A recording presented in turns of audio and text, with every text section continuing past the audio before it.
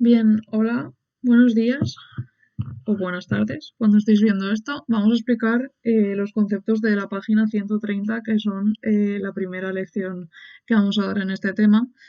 Estos conceptos son muy importantes debido a que después los vais a necesitar para realizar los problemas de Mendel, los problemas de genética mendeliana que vamos a ver después en el tema.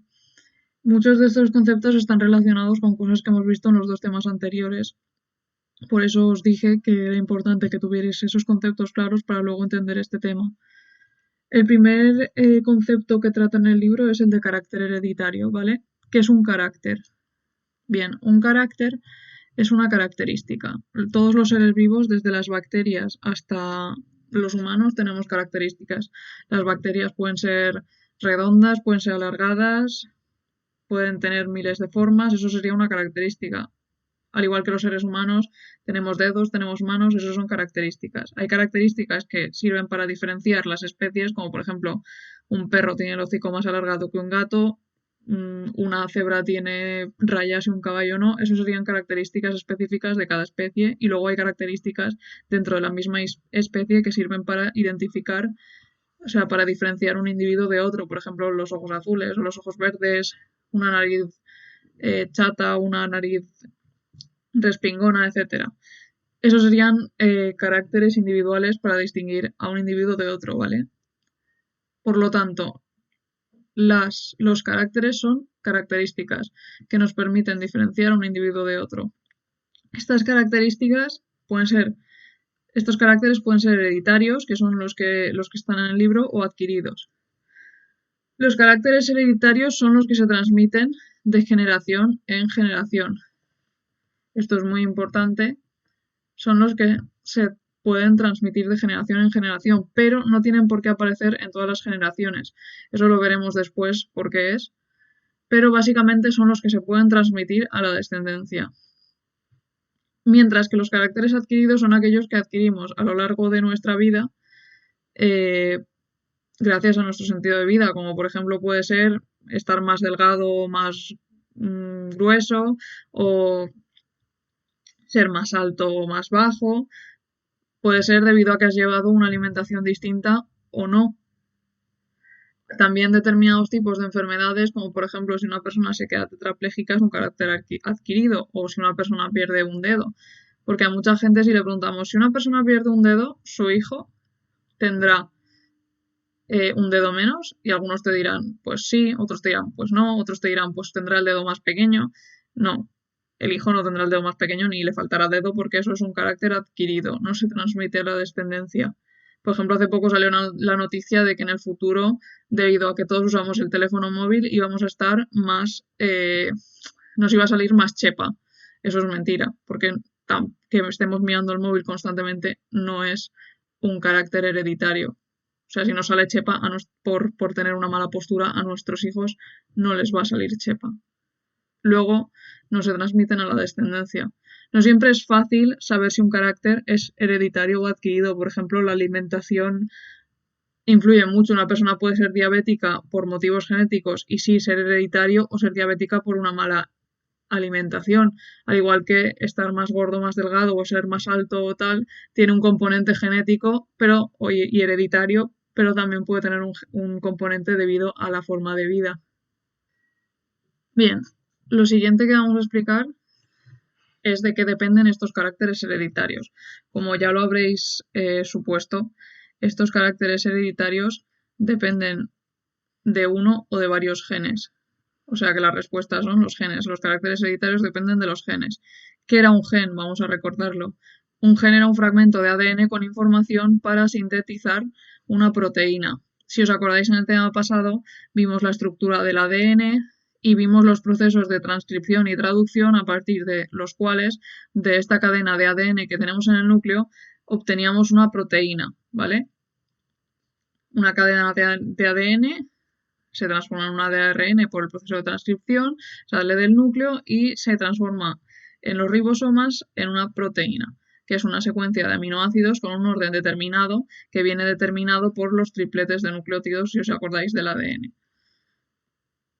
Por lo tanto, que es un gen, un fragmento de ADN con información necesaria para sintetizar una proteína. Por ejemplo, esto que he subrayado aquí en amarillo sería el gen que da esta proteína al final, ¿vale? Esto no sería ya el gen, sería el ADN que está al lado, sería este trozo. ¿Por qué son importantes estas proteínas? Bien, las proteínas tienen muchas funciones, muchísimas, estructurales, químicas, metabólicas. Por ejemplo, la miosina y la actina son dos proteínas muy importantes en la contracción muscular. Sin ellas, los músculos no se contraerían. La hemoglobina es una proteína que está en los glóbulos rojos y es la encargada de transportar el oxígeno. O sea que sin la hemoglobina, que es otra proteína, no podríamos respirar, no, porque el oxígeno no se transportaría en la sangre. El colágeno es otra proteína que está en la piel, en los huesos, en las articulaciones, en los tendones.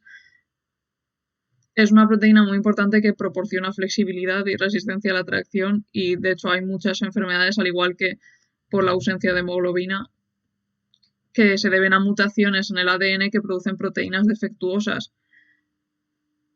Y, por ejemplo, la pepsina y la amilasa son dos enzimas que no sé si os acordaréis del año pasado si disteis la digestión. La pepsina rompía las moléculas de proteínas durante la digestión y la amilasa rompía el almidón. O sea, son dos enzimas cuya principal tarea es la digestión de nutrientes.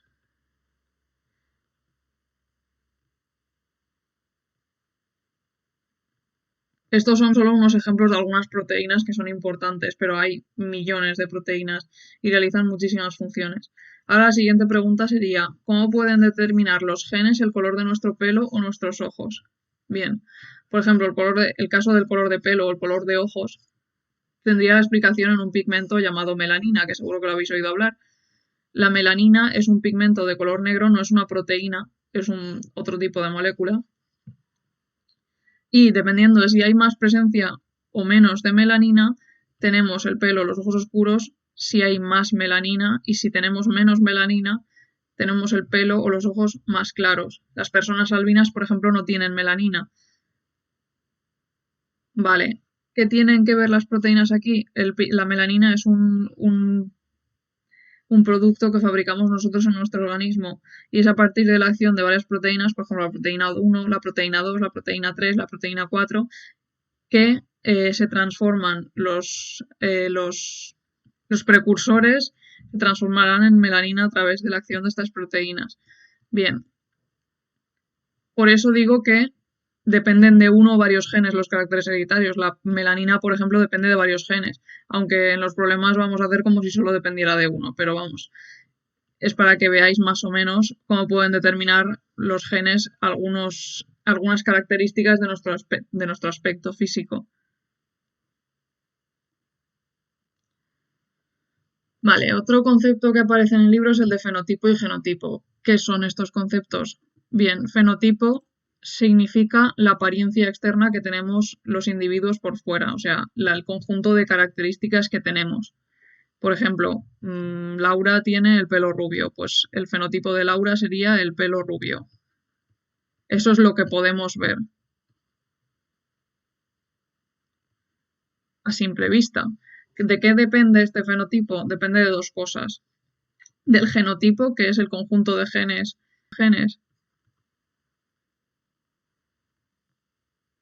o el gen a solas, depende del caso, que determina el pelo de Laura.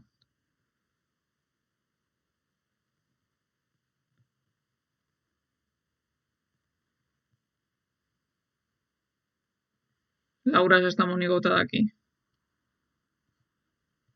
Vale, pues. Y también depende del ambiente. Por ejemplo, a lo mejor Laura en verano va a la playa y el sol hace que tenga el pelo más rubio todavía. Por lo tanto, nosotros cuando vemos a Laura vemos unas características en su pelo que están determinadas por el ambiente y por el genotipo. Por eso se dice que el fenotipo es igual a ambiente más genotipo. O sea, es igual a las condiciones ambientales que hayan influenciado esas características externas que vemos y el genotipo, que son sus genes.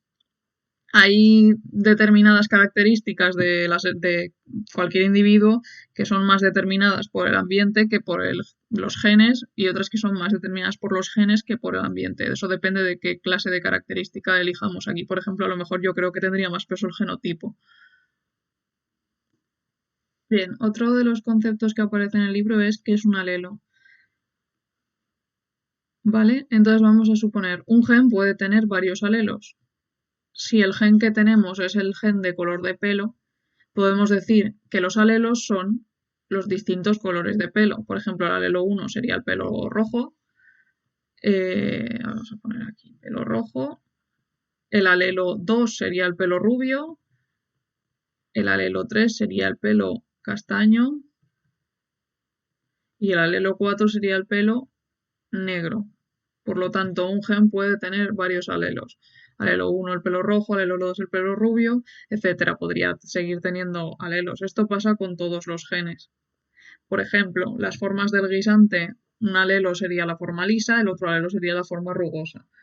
El color de las flores, un alelo sería la flor blanca, otro alelo sería la flor morada. Esto pasa con todos los genes. Entonces, ¿qué es un alelo? Son las distintas formas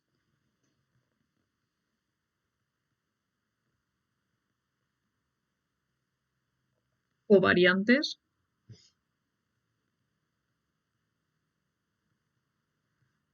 en las que puede presentarse un gen.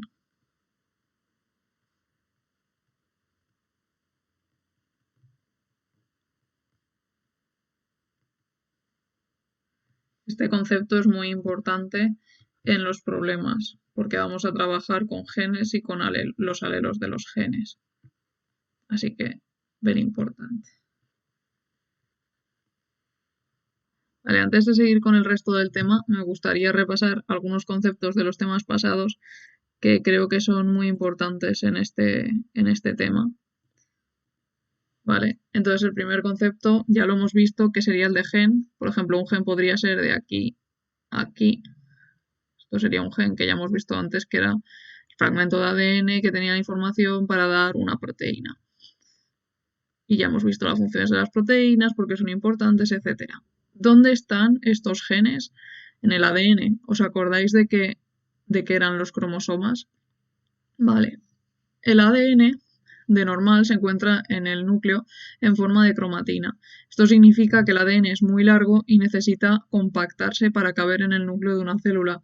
¿Cómo lo hace? Pues enrollándose como si fuera un ovillo de lana.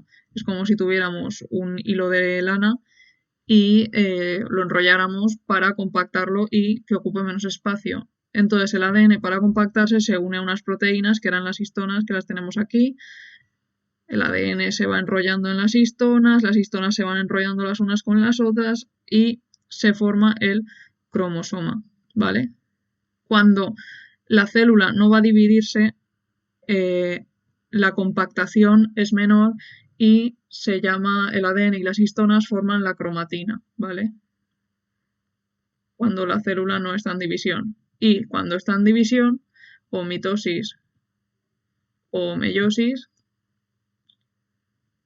se forma el cromosoma.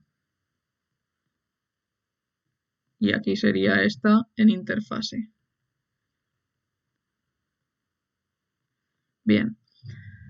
Entonces, este gen que teníamos aquí con el ADN desenrollado y que lo veíamos tan clarito, sigue estando en el cromosoma. Por ejemplo, podría estar aquí. ¿Sabéis lo que quiero decir? Cuando lo hemos enrollado ya formando el cromosoma, el gen sigue estando ahí, no se ha perdido. Bien, ¿qué pasa antes de la mitosis y la meiosis? Pues que había otro proceso que vimos en el tema anterior que se llamaba la replicación del ADN.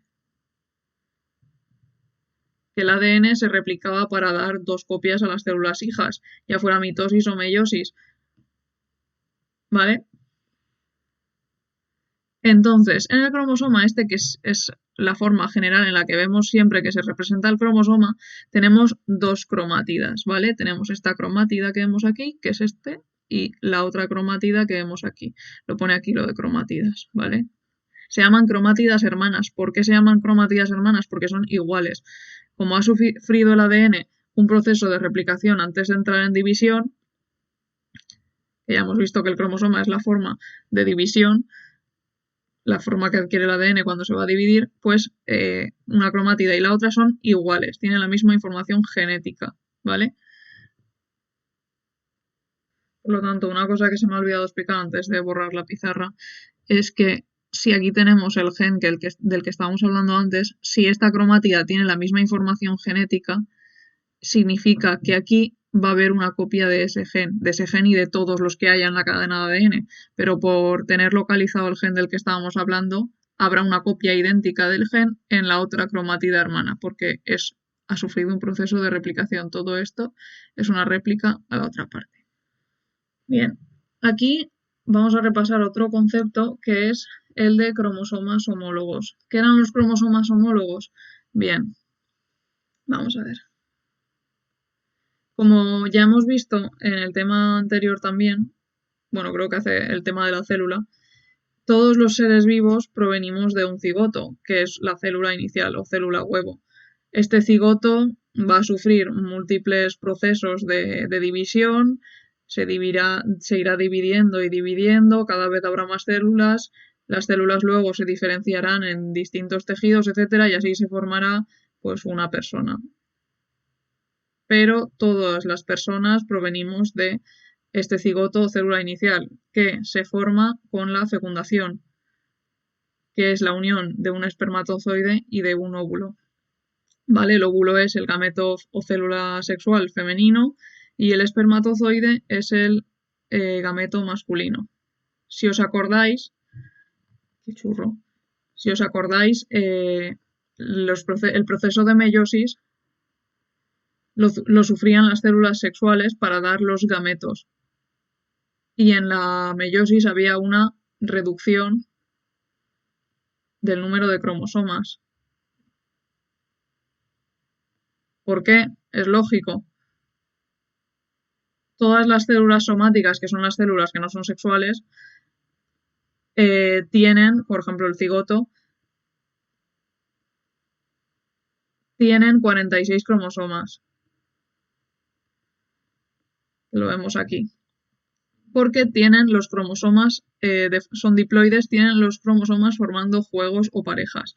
¿Por qué? Porque el óvulo tiene 23 cromosomas y el espermatozoide tiene 23 cromosomas después de haber sufrido la meiosis.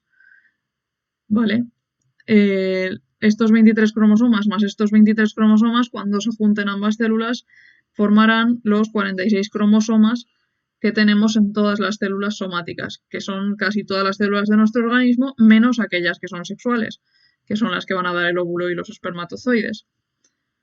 Bien, esta reducción, por lo tanto, es necesaria para que luego no tengamos aquí un montón de cromosomas más de 36, ¿vale? Eso sería un problema. Nadie quiere tener más cromosomas o menos que 46. Total, que para eso es necesaria la reducción del número de cromosomas. Por eso también se dice que el óvulo y el espermatozoide o las células que han sufrido meiosis son N, son haploides, porque solo tienen un juego de cromosomas, ¿vale? Entonces, ¿qué son los cromosomas homólogos? Son estos dos pares de cromosomas, un cromosoma que procede del padre y un cromosoma que procede de la madre. O sea que normalmente las personas tienen dos juegos de cromosomas en sus células somáticas, dos juegos de cada cromosoma. Esto sería el conjunto de cromosomas de una persona, poned de una mujer porque es XX, que son los cromosomas sexuales, pero bueno, eso da igual. La cuestión es que esto sería el juego de cromosomas de cualquier célula somática de una persona. Una persona en cualquier célula de su organismo tendría este juego de cromosomas que, como vemos, están formando pares, ¿vale? Aquí tendríamos el cromosoma 1, tendríamos dos pares de cada cromosoma 1. Cromosoma 2 tendríamos dos pares de cada cromosoma 2 y así con todos los cromosomas. En total, 46, siendo parejas de 23 más 23. Por lo tanto, los cromosomas homólogos serían, en una pareja, sería cada pareja de cromosomas. ¿vale? Y aquí que vemos, vemos que hay en cada cromosoma, que son los vehículos donde se transportan los genes, porque ya hemos dicho que los cromosomas están formados por ADN, vemos que hay varios genes, por ejemplo, el gen del color de ojos, el gen del color de pelo, textura de pelo, el lóbulo de la oreja, el gen del color de piel, ¿vale? Como vemos que hay cromosomas homólogos, cada persona tiene en cada cromosoma homólogo un juego distinto de cada gen, uno que procede del padre y otro que procede de la madre. ¿Vale? Estos genes que tenemos un par, porque tenemos el de cada cromosoma homólogo, puede ser el mismo alelo, suponiendo que ambos progenitores hayan aportado el mismo alelo, o pueden ser distintos alelos, suponiendo que un progenitor haya aportado un alelo y otro, ¿vale? Vale, entonces, estos son, a lo mejor, estos son pares de cromosomas, ¿vale? Hay varias posibilidades. La primera posibilidad, y aquí vamos a dar otros términos, es que el individuo sea heterocigoto. Cuando un individuo es heterocigoto, cuando los dos alelos que tiene, uno en el cromosoma paterno y otro en el cromosoma materno, figuremos que es, son distintos, ¿vale? Si son distintos,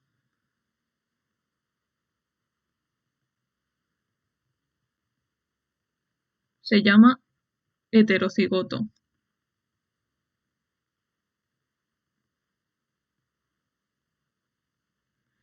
Otra posibilidad es que sean iguales, como es en estos dos casos, ¿vale?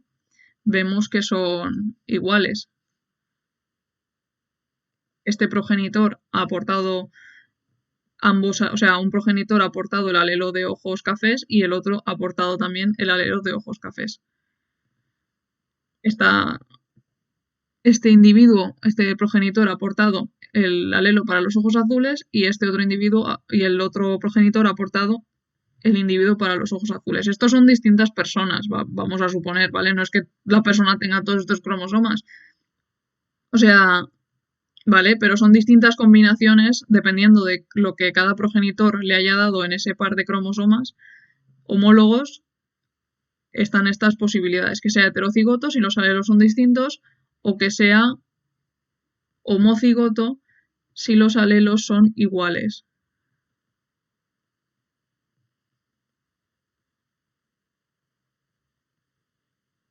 ¿Vale? Si el alelo, o sea, si la persona es homocigota, eh, significa que puedes ser de dos formas posibles.